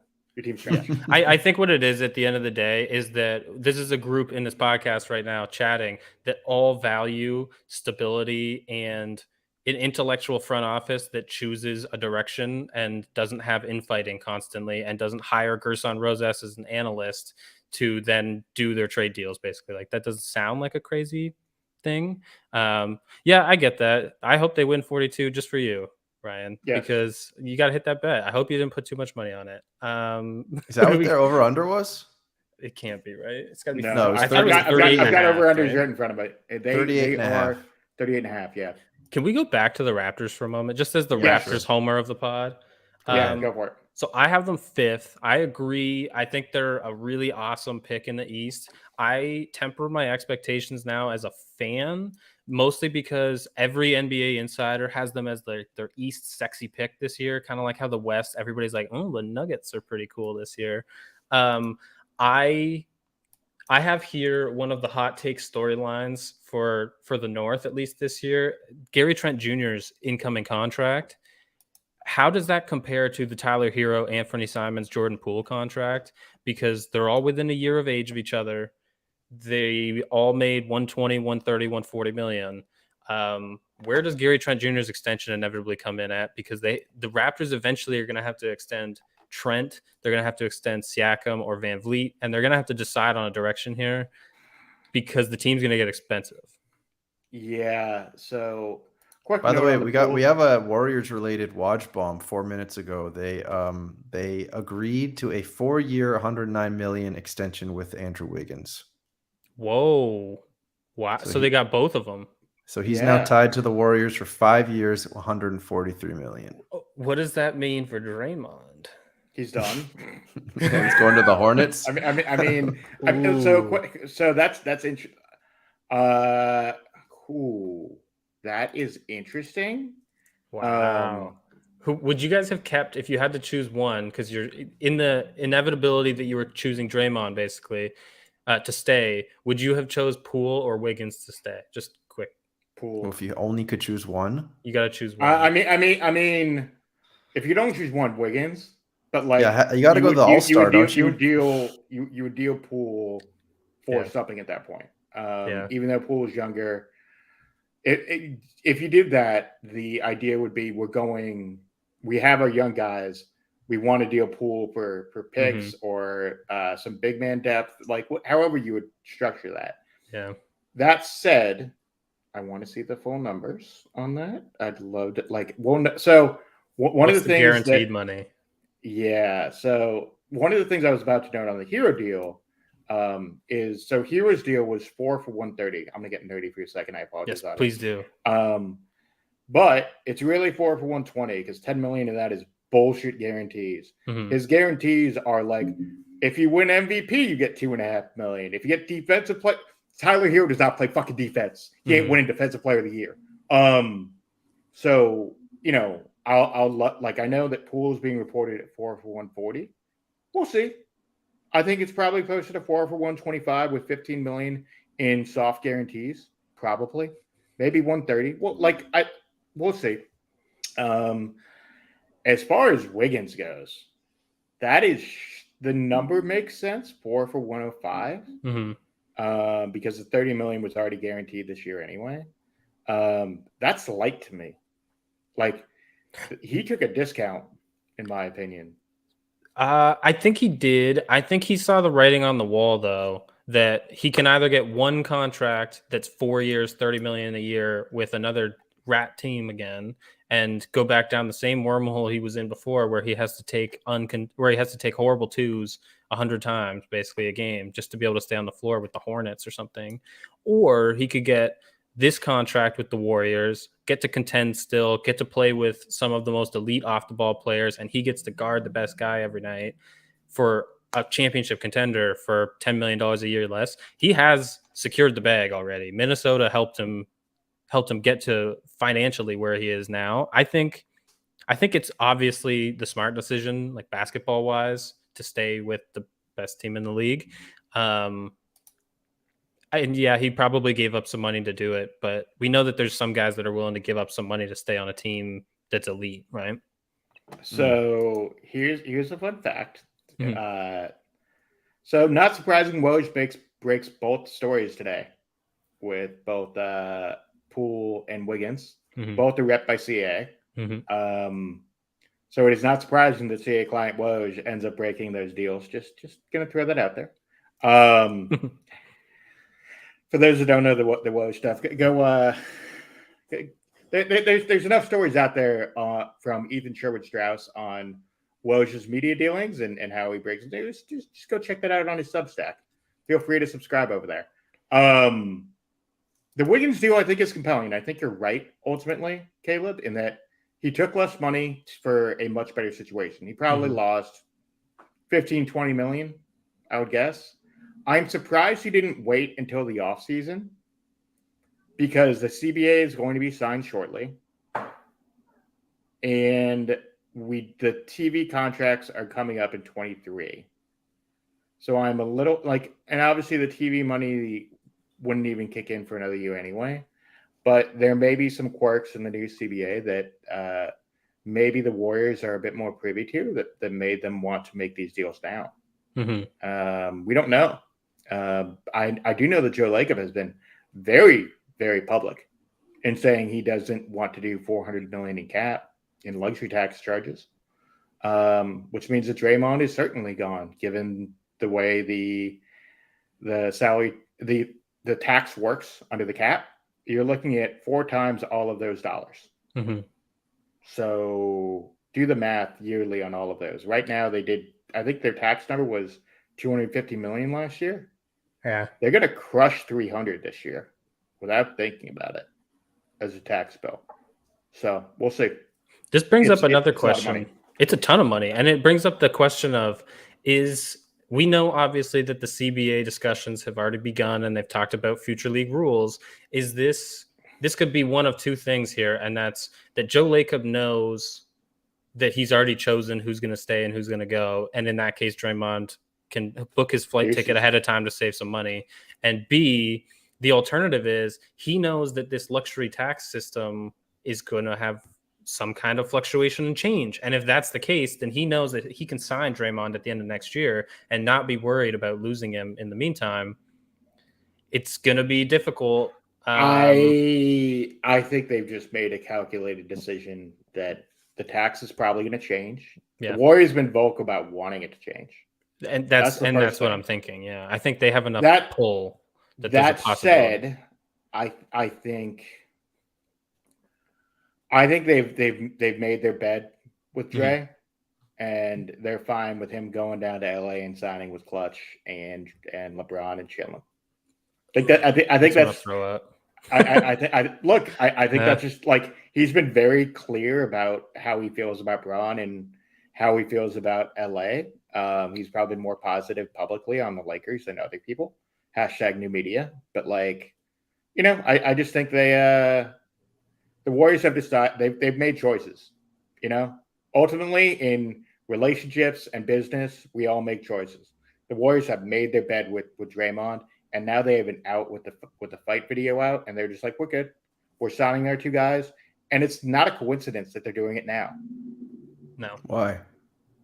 Well, I mean, everything happens over the last week with the video, and they're like, okay, Draymond, we know you're coming back to the team last night, but like, cool. We're gonna sign our 2 guys. We're gonna make it public. We're gonna make this known right before the year.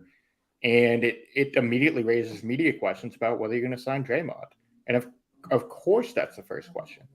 And it's going to be an issue for the first week or two, as far as like the way people are going to portray the media. That like the Warriors are going to keep doing their thing. They're going to win, 60 plus games, but they are very clearly, from a media narrative point of view, putting the issue on Draymond, just being like, cool, we're pretty clearly not signing you, and enjoy it.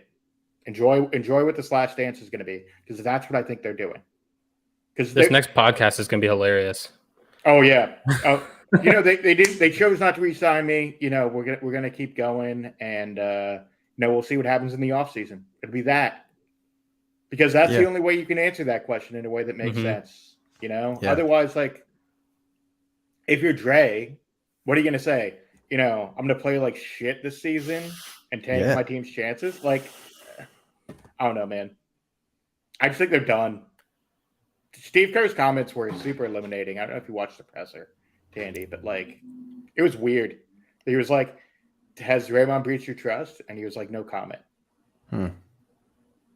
That your head coach what's he supposed to say though? Like that video really you say muddied the anything water. but a no comment. You could say like, we're working through some things and we're going to have conversations. I'd rather hear that than no comment on breaching our trust. No comment is enough of a comment to me, that there's something still, obviously, and I know that it's obviously very fresh, but like one of the storylines that I have written down that I'm expecting from this year is that people forget the punch. Maybe not forget the punch, but that it kind of goes by the wayside. And this story today about Poole and Wiggins obviously helps that narrative become the case. People are going to forget about the punch, and they're going to start going towards okay, well, where's Draymond going to go? How much is Draymond going to get? Are the Warriors going to get picks for him? Are they going to get players? Is Pat Bev going to be a Warrior? Like those sorts of things that we're just going to forget about that. Yeah, I think you're right. As soon as Draymond to the Lakers starts getting more and more steam, then that's going to be the story that anyone wants to talk about. Yeah, oh, I mean, God. I could see the Clippers too. Yeah. So let's close out here. We talked about most of the teams, not every team. I mean, obviously there's some of like the bottom dweller teams we didn't really cover, like the Thunder, the Spurs, the Rockets, etc. But I don't think we really Thunder gonna be fun. It sucks that Chet got hurt, but I fucking love that Thunder team. They're gonna be fun till February. SGA could put up numbers. I mean, he could be a fun until he gets 10. Like, here's a fun thought about SGA. Does he just say fuck it? Like, how mad is he that he just doesn't have to play the last 30 games of every year? He's done it the last 3 years where he's basically like, oh, I have knee tendonitis because my team keeps tanking. At a certain point, if you're SGA, aren't you just like, I need to put up a full season just for my own sake? I don't know. The guy signed a $100 million deal 2 years ago, and now he's like aiming for that third deal. If I'm SGA, there are real questions. Anyway, sorry. No, you're probably right. He does need to put up some numbers if he wants to get paid again. Yeah. Anyway, I mean, we could keep going. There's a lot of teams here, like the Bulls, Pacers, Wizards, Magic, Pistons, Blazers. I mean, I just don't think any of those teams are going to really. Do the Bulls tank?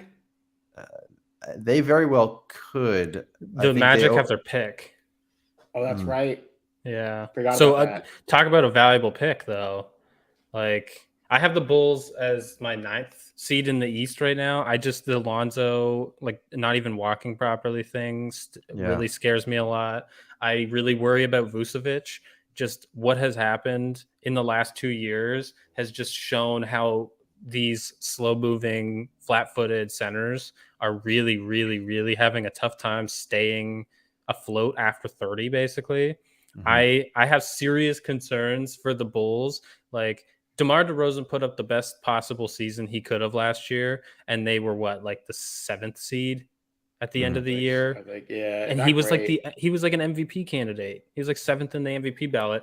If he regresses back to a more mean area for himself, I think that this Bulls team could have a really tough time. The question is if LaVine stays healthy. That's one concern for them. The case for them is LaVine and DeRozan have killer years.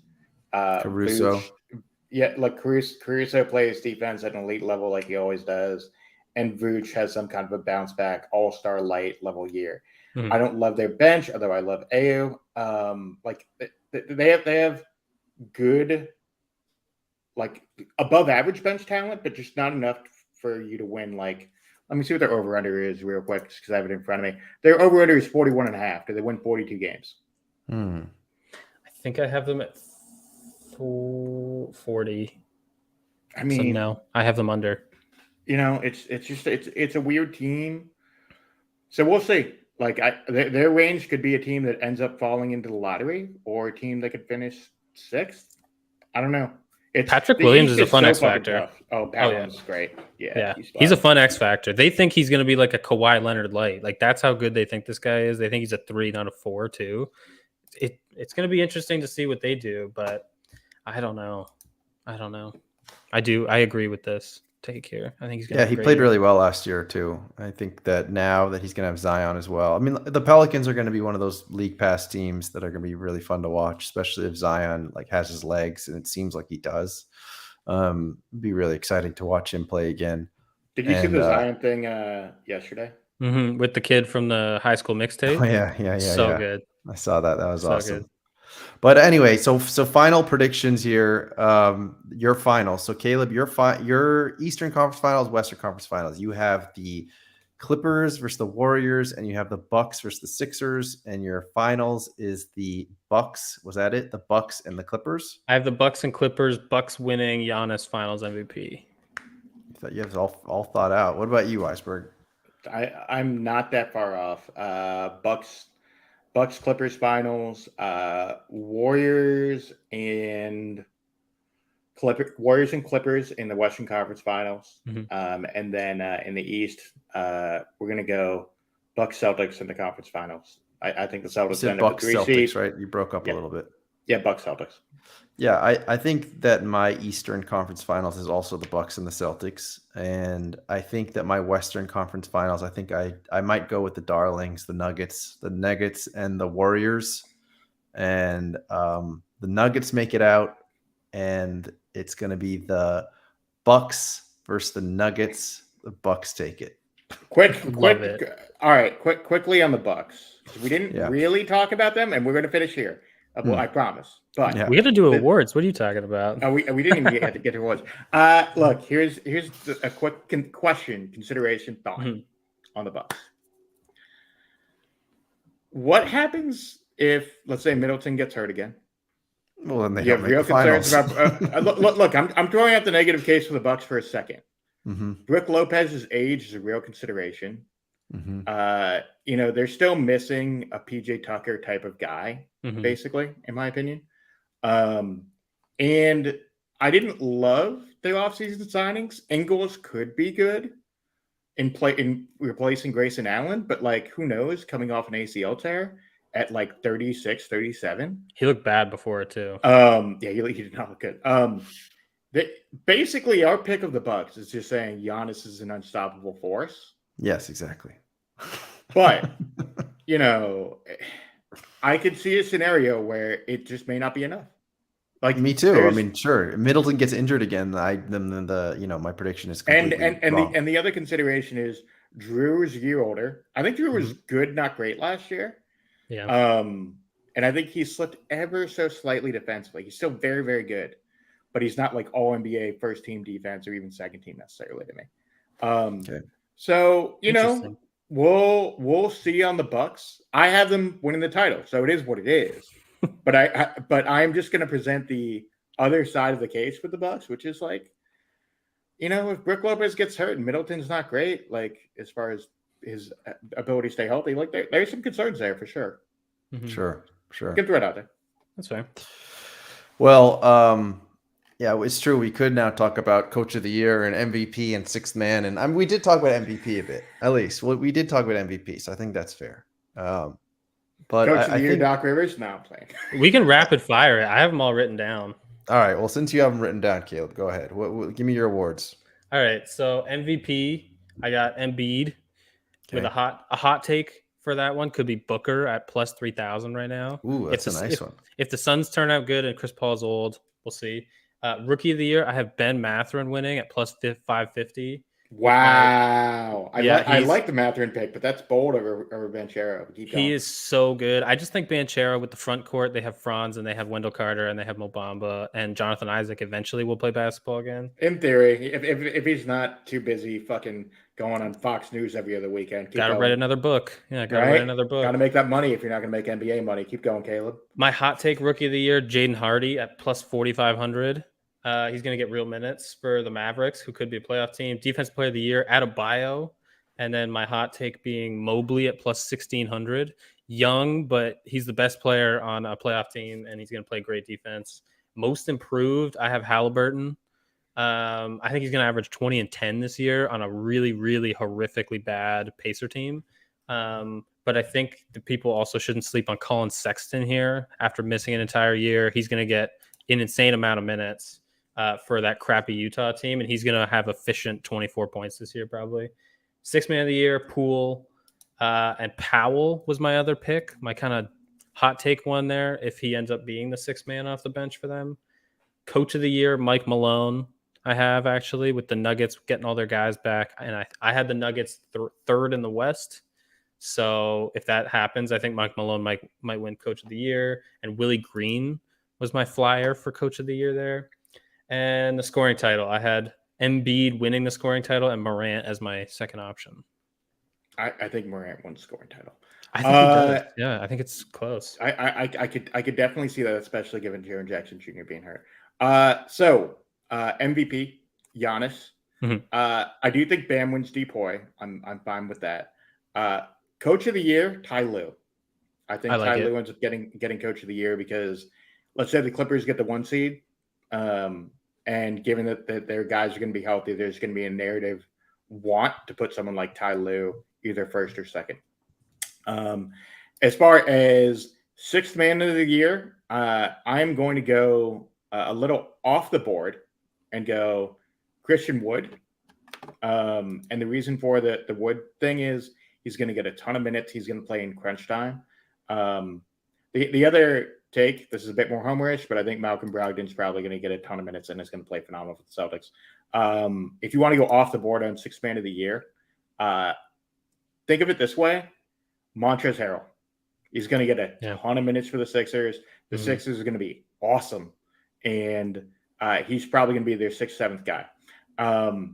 As far as most improved player odds, so you took Halliburton, which I get. That's fair, Caleb. You know, he is a favorite at plus 800. Is he right now? He is, according to FanDuel, I believe. Interesting. Okay. He's at plus 850. Now, the interesting thing about most improved is it can go one of two ways. It's like a guy who makes a leap from like 18 points a game or like 16 to like 20, as you know. One guy that I think is far more likely is going to be Tyrese Maxey. Plus 2,000. He is going to play a ton for the Sixers and is probably going to average 20 to 25 this year. Like I think he'll be top 10 in scoring this year. I think that's a real possibility for Tyrese Maxey, given the minutes. And then Coach of the Year, MVP, Depoy, Most Improved. Am I missing any? Rookie of the Year. Oh, Rookie of the Year. Yeah, Paulo. I mean, that's pretty standard. Like that's I just think he's going to get a ton of minutes. They're going to play through him, and they've made that really clear that they want to play through him.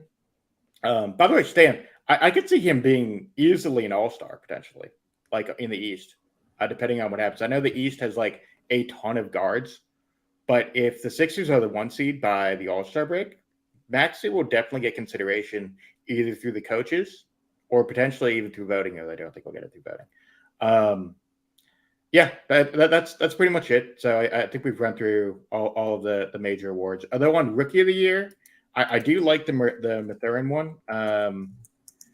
Let me just grab one more. Just throw one out here real quick. Sorry, let me pull my Vegas odds. Here we go. So the other odd that I would take a look at, Shaedon Sharpe.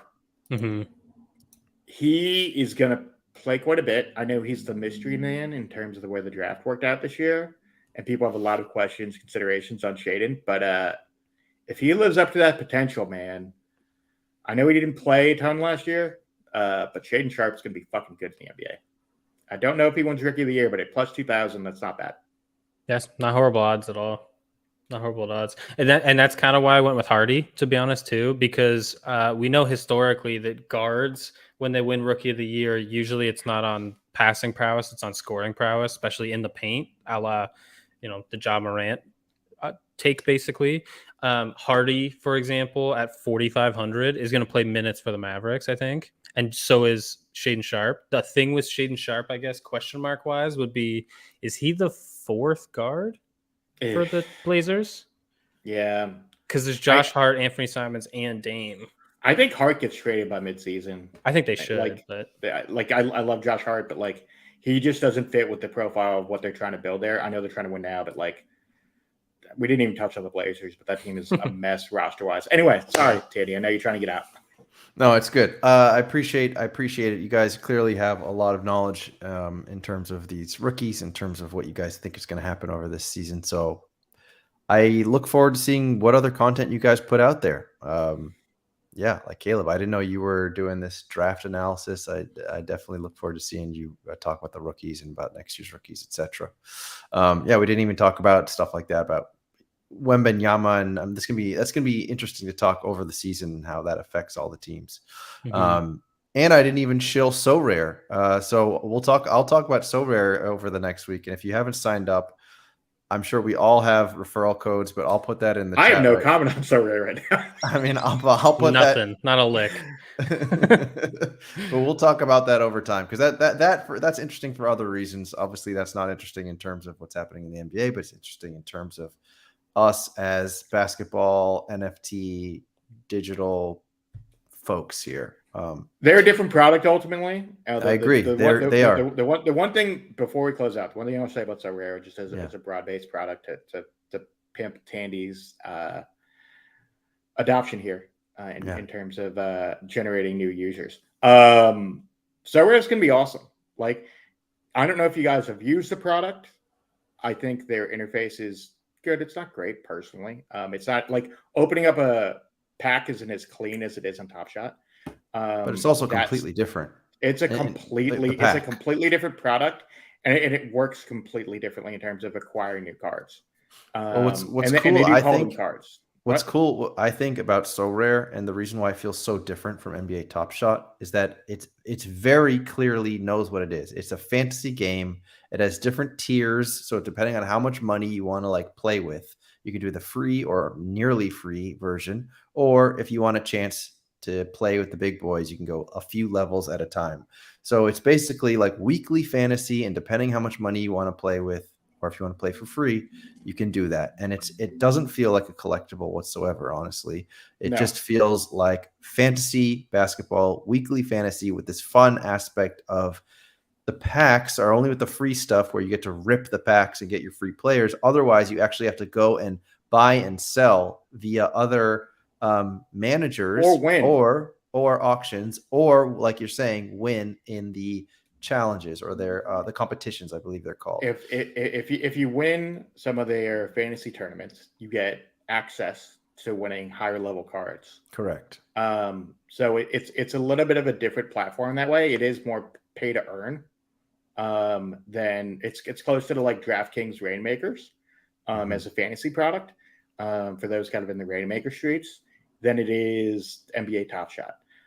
Some of the cool stuff that they've done in other capacities, like in soccer and in Major League Baseball, they have done a lot of in real life utility, which I think is interesting. So we'll see if that comes to NBA. I'm sure it will. I mean, the thing with that's also interesting to keep track of is the soccer product did incredibly well. They're doing 40 million. It's done incredibly well. It also like found its peak around Top Shot times as well. But because it had such a very laser focused idea of what they were, it's continuing to do well. I mean, I think there are some gripes. And I would like to better understand what those gripes are. Obviously, I have an understanding, but that is not for this podcast. But it's for the next week and weeks ahead, when we start to talk about it a little bit. We can talk about that. But we saw like the soccer has done really well. The MLB has not done as well. So it'll be interesting to see how NBA fits in. So I'm very curious to see how that works. And if you decide to sign up with my code there or that link there, then it gets you a free card after you build your first lineup. Right. It gives me a little kickback, supports the stream. But yeah, you're going to see like every creator practically with one of these links. So if you choose to mine, great. But anyhow, I think that's about it. Like, I feel like we covered a whole heck of a lot here tonight. I appreciate you guys coming on. It's almost 2 hours of a show here. So if you're still here, wow, thank you. That means a lot. Any closing comments? Why don't you go and pimp yourself, Mike? I know you want to. God, you're just gonna let me pimp myself? I mean, I was going to. I know. Like, put me back full screen, baby. Put me back full screen. All right, go ahead. We got the merch store. I'll put that in the chat. I'm gonna go back to the YouTube stream. I'll put that in the chat real quick. Anytime. Here we go. I'll put the merch store here in the chat. If you'd like to pick up some merch to support some of your favorite creators, feel free. Would love it. It certainly helps us basically to buy additional moments for giveaways. We don't make a ton of money on the merch as it is, but we would love it if you bought something. Additionally, I can say, as I'm starting to roll this out this weekend, we are going to more long form podcasts. We're basically going to leave Twitch and do long form YouTube content with a variety of different creators. So that's going to be really fun. Tandy's here, Jared. You just went full screen for me for a second. Let me pimp my shit. And then in addition to that, we do have a lot of content with Watch Playback coming up. Myself and Dream are going to be doing a lot with Boards to Buckets on Watch Playback, which if you guys haven't been over there, Watch Playback is fucking awesome. Highly recommend you join us because we're going to have a lot of amazing guests. I can say Top Shot captains are certainly something that we're definitely going to be involved with. And we're going to be doing a decent amount of Top Shot content on there as well. So we'll see. Cool. And Caleb, how about you? By the way, there's actually this cool thing I can do where I do this, and then I can put one of you guys here, and we can still kind of be in the corner. Look at that. So there you awesome. go. Well, obviously throughout the year, we're going to be posting some NCAA and minor basketball big boards, obviously throughout the year, and you're going to see some mock drafts come out.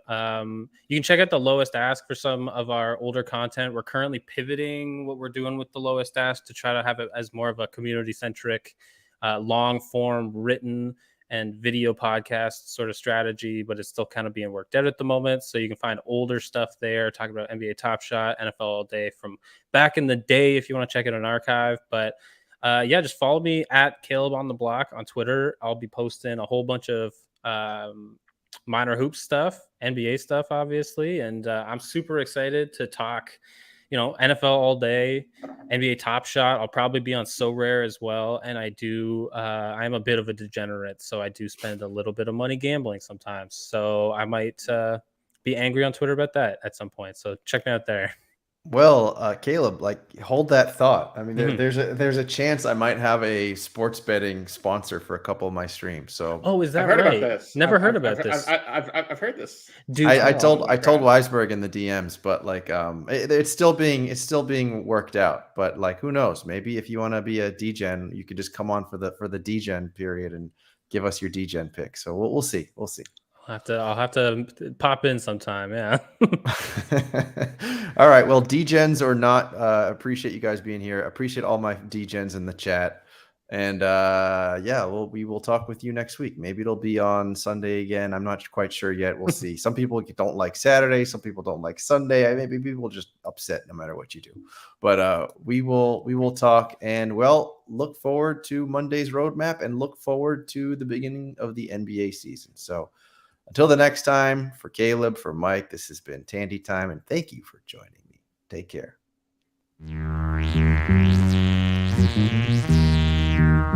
Static Selector.